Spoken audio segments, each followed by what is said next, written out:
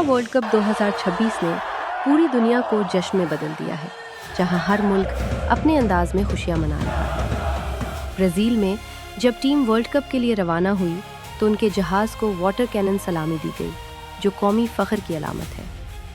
Algeria में मद्दाहों ने आतिशबाजी से रात के आसमान को रोशन कर दिया।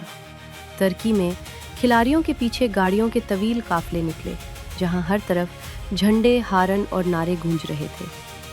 बोस्निया और हर्ज़ेगोविना में टीम की क्वालिफिकेशन पर हज़ारों लोग सड़कों पर निकल आए और जश्न मनाया। इराक में भी मद्दाह बड़ी तादाद में जमा हुए और अपनी टीम के लिए दुआएं और महत्ते का इजहार किया। नॉर्वे में भी शायकीन ने अपनी टीम के लिए खुशी मनाई, जबकि पैराग्वाय में स्टेडियम के अंदर आतिशबाजी के साथ ज़बरदस्त जश्न देखने को मिला। लेकिन जश्न के साथ साथ मैचेस भी इंतहाई सनसनीखेज हो रहे हैं।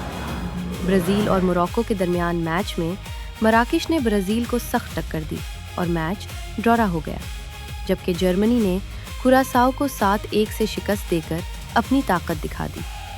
अभी तक फ्रांस, ब्राज़ील और जर्मनी सबसे मजबूत टीमें नज़र आ रही हैं।